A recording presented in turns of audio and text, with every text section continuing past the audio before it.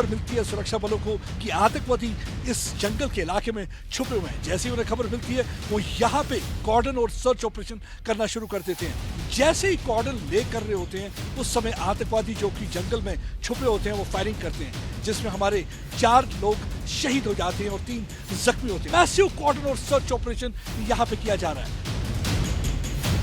जम्मू कश्मीर से एक बार फिर से एक बुरी खबर सामने आई है।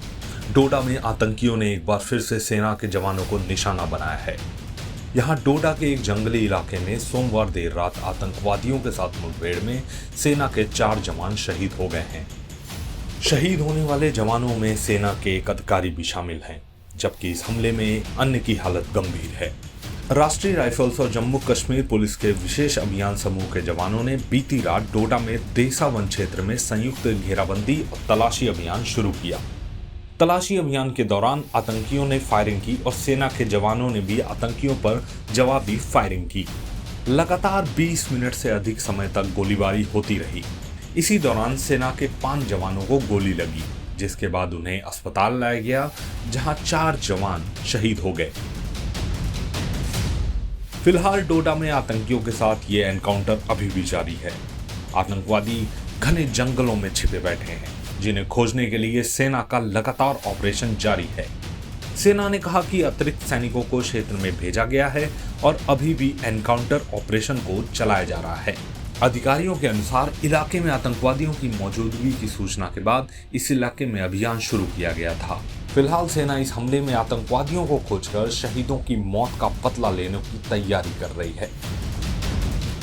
ये कहना बिल्कुल भी गलत नहीं होगा कि जम्मू आतंक का एपी सेंटर बन गया है। पिछले 1 महीने में यहाँ 8 आतंकवादी हमले हुए हैं। मैं समय देसा के इलाका जो कि डोडा में पड़ता है, यहाँ पे हमारे 4 बहादुर जवान इंक्लूडिंग कैप्टन शहीद हो चुके हैं और 3 के करीब जख्मी हो चुके हैं। कल 9 बजे की बात है, खबर मिलती है सुरक्षा बलों को कि आतंकवादी इस जंगल के इलाके में छुपे हुए हैं। जैसे ही उन्हें खबर मिलती है वो यहाँ पे कॉर्डन और सर्च ऑपरेशन करना शुरू कर देते हैं। जैसे ही कॉर्डन ले कर रहे होते हैं उस समय आतंकवादी जो कि जंगल में छुपे होते हैं वो फायरिंग करते हैं, जिसमें हमारे 4 लोग शहीद हो जाते हैं और 3 जख्मी होते हैं। उसके बाद से मैसिव कॉर्डन और सर्च ऑपरेशन यहाँ पे किया जा रहा है। हमने देखा है कि जब से प्रधानमंत्री ने तीसरी बार शपथ ली है तो उसके बाद से लगातार यहां पे आतंकवादी गतिविधियां बढ़ती जा रही हैं। 9 तारीख की बात है जून, जब प्रधानमंत्री अभी शपथ लेने ही वाले थे, शपथ ग्रहण समारोह में हिस्सा लेने वाले थे, उससे कुछ देर पहले आतंकवादी यात्रियों की गाड़ी जिसमें वैष्णो देवी यात्री थे, जो शिवखोड़ी से आ रहे थे, उस पर हमला किया था, जिसमें 9 के करीब यात्री मारे गए थे और 33 के करीब जख्मी हुए थे। उसके बाद हमने बैक टू बैक अटैक देखे हैं, कभी हीरानगर में, कभी छतरगला में, कभी गंदो में, और हाल ही में हमने देखा कि कठुआ में एक आर्मी कॉन्वॉय को एम्बुश किया गया, जिसमें 5 जवान शहीद हो गए थे और 5 के करीब जख्मी हुए थे। और यहां पे भी इस डोडा के इस इलाके में भी आतंकवादी गतिविधियां काफी बढ़ती जा रही हैं। इस समय मैसिव कॉम्बिंग और सर्च ऑपरेशन चल रहा है। मैं आपको ये इलाका दिखाता हूं, काफी कठिन इलाका है, काफी चुनौतियां हैं। ये पहाड़ी क्षेत्र है, जंगल का इलाका है। आप देख सकते हैं टेरेन कितना डिफिकल्ट है और घना जंगल है। यानी कि अगर घने जंगल के अंदर आतंकवादी छुप जाए तो आसानी रहती है उनको पूरी नजर रखना कि इलाके पर, लेकिन अगर सुरक्षा बल अंदर जाएंगे तो पूरे चांसेस रहते हैं कि उन पर फायरिंग हो सकती है। और यही एक वजह है कि लगातार आतंकवादी यही कर रहे हैं। उनका मोडस ऑपरेंडी यही रहता है कि जंगल के अंदर छुपकर रहते हैं, एम्बुश लगा कर रखते हैं, जैसे ही फौज आती है उस पर हमला कर देते हैं, जिसमें फौज का नुकसान हो जाता है। और यहाँ पे आप देख सकते हैं इस कठिन इलाके में इस समय ऑपरेशन जारी है।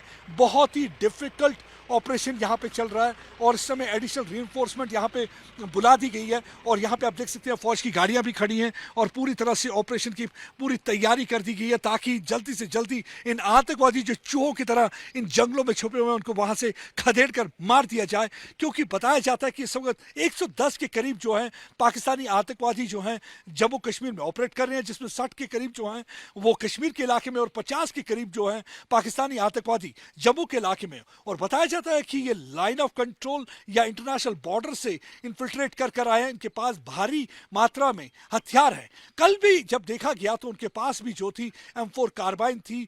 और ये हमला भी, इसकी जिम्मेवारी भी कश्मीर टाइगर्स ने ली है। और कश्मीर टाइगर जो है मुखोटा है, ये जैश ए मोहम्मद का मुखोटा है। ये वही जैश ए मोहम्मद है जिसका सरगना मसूद अजहर पाकिस्तान से ऑपरेट करता है। ये वही मसूद अजहर है जिसने पुलवामा बॉम्बिंग करवाई थी जिसमें हमारे 40 सीआरपीएफ के जवान शहीद हो गए थे। अब सवाल यह पैदा होता है कि लगातार पाकिस्तान जम्मू में आतंक क्यों फैला रहा है। उसकी वजूहत दो है। एक तो पाकिस्तान पूरी तरह से परेशान हुआ था हाल ही में जब लोकसभा के चुनाव हुए, जिसमें भारी मात्रा में लोग निकल कर बाहर आए, भारी तादाद में बम्पर टर्नआउट था। 60% के करीब अनंतनाग के इलाके में, 60% के करीब बारामूला के इलाके में। ये 40 साल में पहली बार एक इतिहास रचा गया था कि इतनी तादाद में लोग आए, जिसकी वजह से पाकिस्तान में काफी बौखलाहट है, क्योंकि वो अक्सर ये इंप्रेशन देने की कोशिश करते हैं कि कश्मीर में लोगों को डेमोक्रेसी पर भरोसा नहीं है। लेकिन अनुच्छेद 370 हटने के बाद जिस तरीके से हालात में सुधार आया है,